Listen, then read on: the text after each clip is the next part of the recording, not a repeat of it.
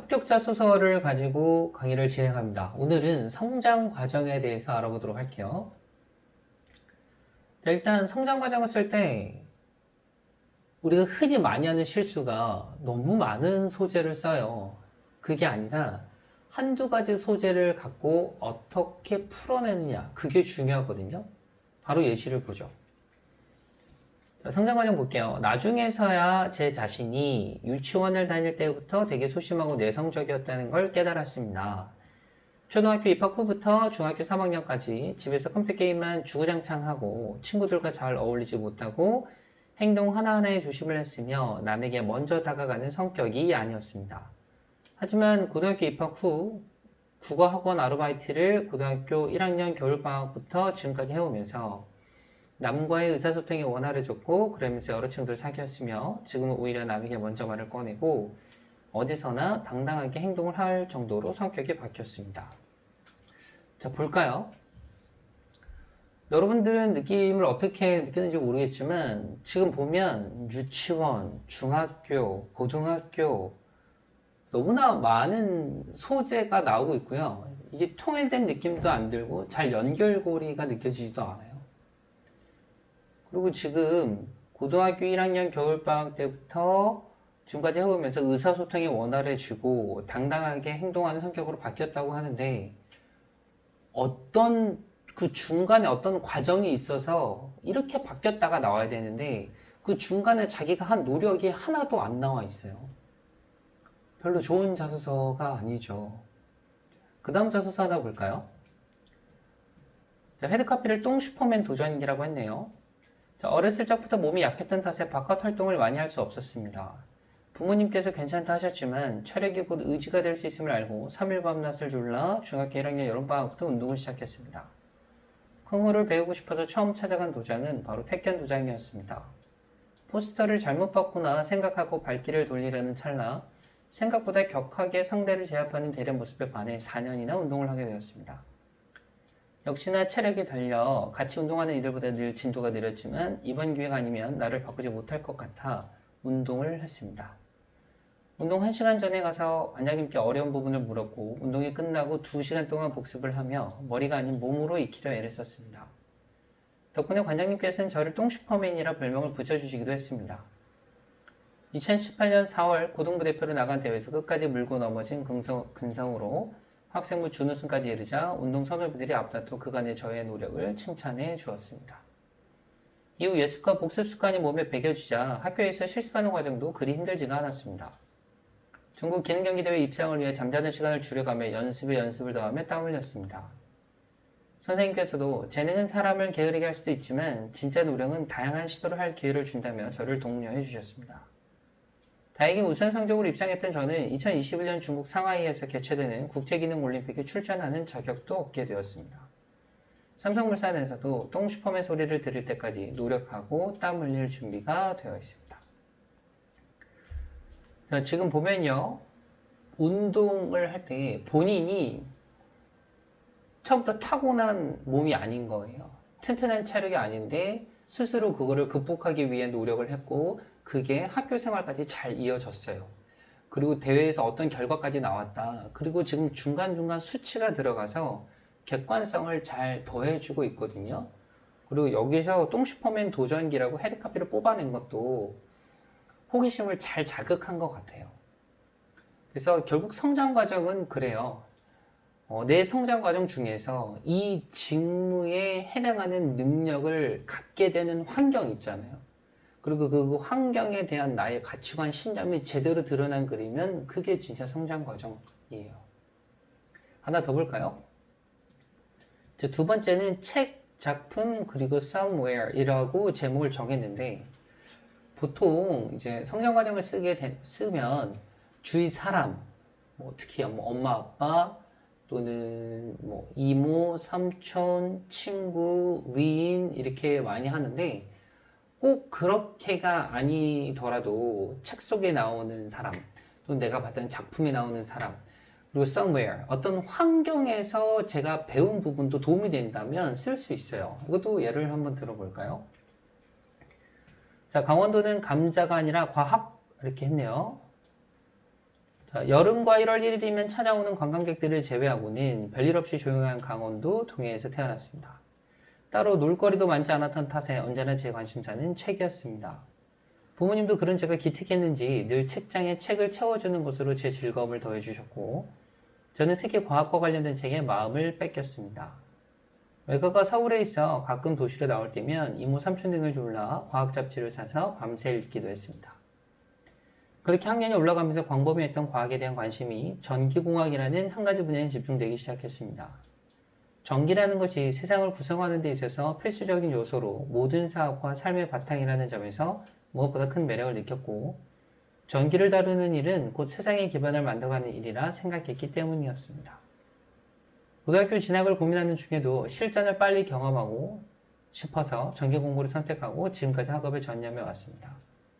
또한 한전의 신기술에 관심이 많아 늘 홈페이지에 뉴스를 접하며 제가 지원한 분야에 관한 연구도 게을리하지 않았습니다.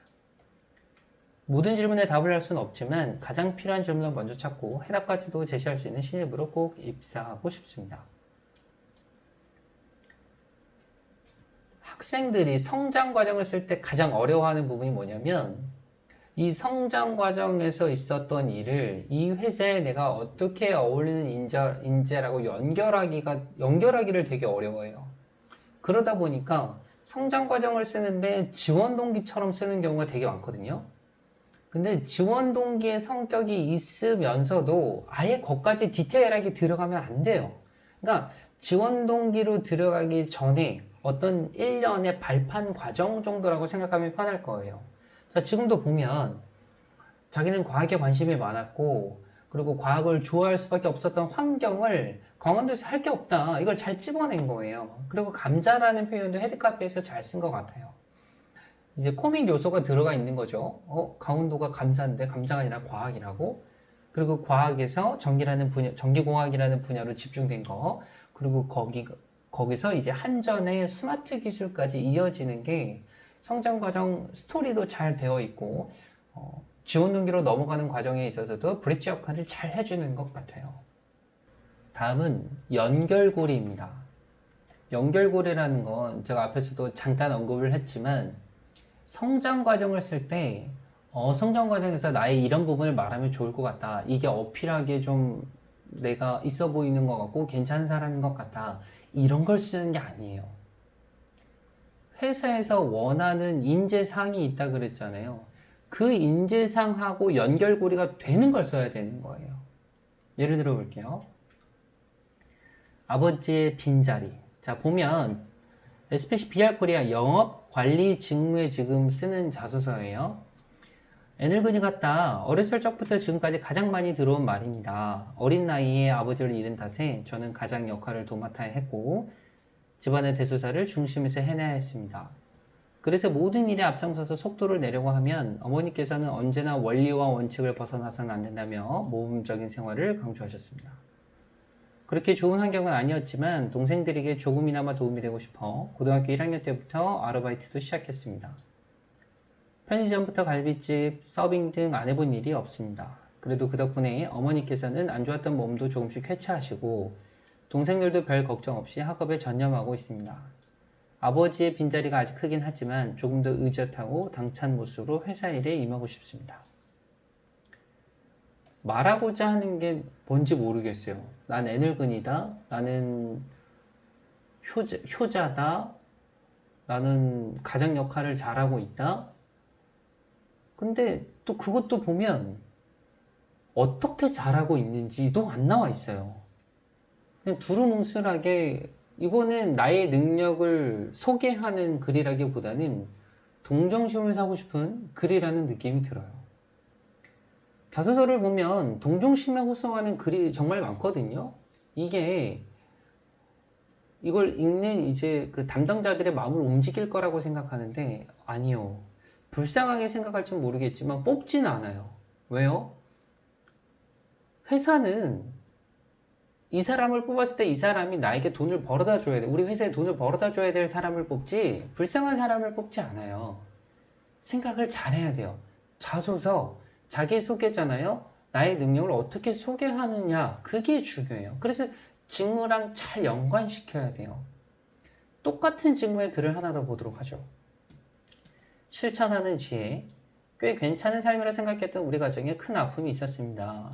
보증을 잘못 쓴 탓에 처음으로 부모님께서 싸우는 모습을 보았고 저희는 지하 월세방으로 이사를 해야 했습니다. 하지만 저희 아버지께서는 생각보다 침착하셨습니다. 오히려 시간이 더 많아졌다고 좋아하시면서 틈이 날 때마다 동생과 저를 데리고 도서관에 가서 책을 끼고 살다시피 했습니다. 저희 형제도 처음에는 도서관 근처 놀이터에서 놀다가 주위 형 누나들이 너도 나도 책을 가까이 하자 어느새 그들과 함께 독서를 하고 있었습니다. 아버지는 독서도 좋아하셨지만 저녁을 먹고 나서 서로 읽었던 책에 관해서 토론하기를 좋아하셨습니다. 그리고 제 얘기에 귀 기울여 주셨습니다. 다시 영업직부터 시작했던 아버지는 곧 재기에 성공하셨고 그 이후로도 토론 시간은 계속되었습니다. 다만 인생을 미리 아는 것도 좋다면서 일하면서 있었던 얘기를 조금씩 곁들여 토론에 임하셨습니다. 그리고 책에서 읽은 지혜를 현실에 어떻게 적용하는지도 말씀해 주셨습니다. 채점을 해야 정답을 확인할 수 있듯이 도전을 해야 과정과 결과의 옳음을 알 수 있다는 아버지의 지론을 바탕으로 저는 공부를 해왔습니다. 자본주의 꽃이라는 영업을 제대로 배우기 위해 공모전을 준비했고 기업마케터 4회 입상과 함께 중소기업의 CEO들을 만나서 직접 인터뷰를 하는 등 많은 경험을 할 수 있었습니다. 이론과 경험을 지혜롭게 사용하는 것이 아직 서툴긴 하지만 이 또한 배움의 과정이라 생각하고 오늘도 정진하고 있습니다. 자, 지금 이 글도 보면 처음 자기가 어려웠다는 이 부분이 있잖아요. 이 부분이 조금 길어요.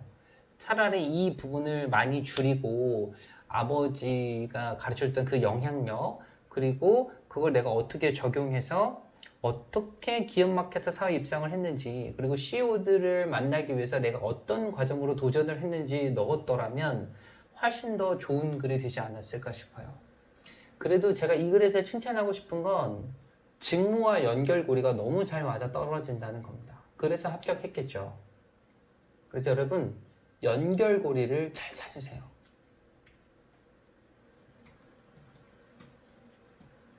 제가 지금 세 가지를 말씀을 드렸는데 이 세 가지를 말씀을 드렸는데도 난 잘 못 쓰겠다 하는 친구들은 요 기본 틀을 요 세 개를 잡으면 좋지 않을까 싶어요. 일단 직무에 필요한 역량이 뭔지 알아야 되고요. 본인에게 영감을 주었던 가족 및 기타 인물 또는 아까 말했듯이 환경을 찾아도 좋아요. 그리고 본인에게 터닝 포인트를 만들어준 사건이나 추억이 있으면 스토리를 만들기에 아주 유리해요. 예를 한번 들어볼게요. 여기서는 경영지원직 중에서도 회계 격리 직무를 하고 싶어요. 보니까 이 회계격리 직무에 필요한 역량은 이거예요. 분석력, IT 활용 능력, 의사소통력, 문제 해결력이죠. 그리고 저에게 영감을 주었던 것들을 찾아보니까 저에게 돈 계산법을 가르쳐 주었던 사람은 어머니가 아니라 이모였습니다. 물건의 가격에 상관없이 저에게 장난감을 사줄 때면 늘 물건의 가격과 돈을 냈을 때 거스름돈이 얼마인지를 물었습니다. 원하는 바를 얻기 위해서 수학 능력을 키울 수밖에 없었고 덕분에 전 사랑까지도 수치화를 시켜서 첫사랑과 헤어지기도 했습니다. 엄마가 아니라 이모 그리고 수학 능력을 키웠는데 그걸 수치화하다 보니까 첫사랑과 헤어지기도 했다? 아주 재밌는 스토리가 있네요. 재밌겠네요. 이것만 봐도. 그리고 본인에게 터닝 포인트를 만들어준 사건이나 추억 볼게요. 어머니께서 간암 일기를 판정받고 입원했던 시절 하고 싶은 일 목록을 수첩에 늘 적곤 했습니다.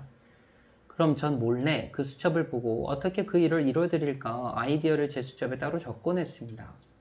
내가 적은 글들 때문에 실제로 내가 하는 일이 체계적으로 이루어지는 걸 보면서 저는 다른 어떤 일을 계획할 때도 자신감이 생길 수 있었습니다. 자, 지금 이 둘 중에 하나를 골라 쓰는 건데 저는 지금 둘 다 스토리가 괜찮은 것 같거든요. 근데 지금은 이제 개요만 쓴 거기 때문에 이걸 어떻게 글로 풀어내느냐 선택을 해서 나는 이 개요를 풀어내는 게 훨씬 자신 있다를 선택해서 쓰면 되겠죠. 어떻게 썼는지 볼까요? 제목이 6년간의 기록이네요. 자, 여러분 지금 헤드카피 보면 궁금하지 않아요? 6년간의 기록이 뭐였을까? 헤드카피는 무조건 호기심이에요. 이 소제목을 보고 나서 그 다음 글이 궁금하네, 안 궁금하네가 아주 많은 걸 좌우해요. 한번 볼게요. 중학교에 입학하고, 여기 빠졌네요. 얼마 안 돼 어머니께서 간암 1기 판정을 받았습니다. 집안 식구들이 모두 가슴이 덜컥 내려앉는데도 정작 어머니께서는 침착하게 치료 준비를 하셨습니다. 입원하고 나서도 늘 수첩에 뭔가를 적으며 연신 미소를 잃지 않으셨습니다. 엄마, 뭘 그렇게 적는 거야? 한번 볼래? 그렇게 받아든 수첩에는 병이 낫고 나서 하고 싶은 일들이 빼곡히 적혀 있었습니다. 집에 오는 길에 저는 바로 수첩을 사서 어머니가 나으면 해주고 싶은 일들을 적기 시작했습니다. 그렇게 메모를 시작한 것이 어느새 6년 정도가 되었습니다.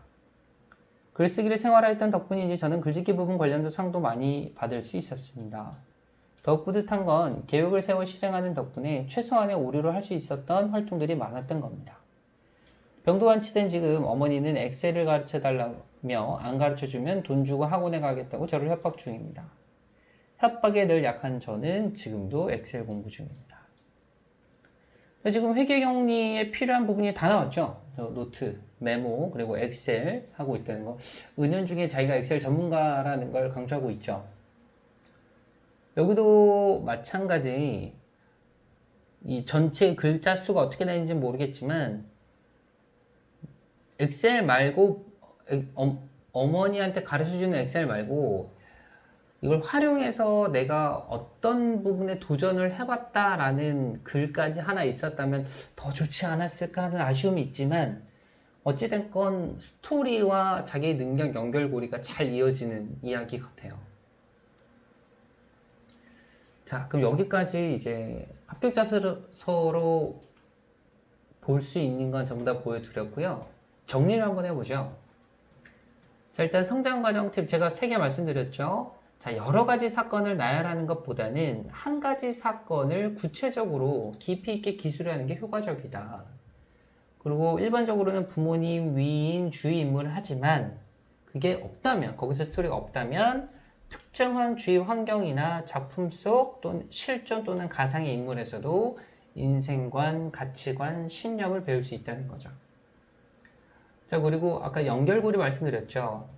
직업이나 직무와 연관성이 있는 사건에 더 비중을 둬야 돼요. 예를 들면 그게 게임 회사라면 성실하신 아버지보다 국내외 게임 랭킹이나 게임 광인, 형제 자매 스토리가 훨씬 낫다는 겁니다. 자, 보통 성장 과정이 자소서의 맨 처음으로 시작하는 경우가 많은데 그래서 더 어려움을 느끼는지 모르겠어요. 하지만 오늘 제가 말씀드린 3가지 팁을 가지고 합격 자소서를 참고해서 쓰다 보면 어느새 기본적인 합격 자소서, 여러분만의 합격 자소서가 만들어지지 않을까 싶습니다. 화이팅!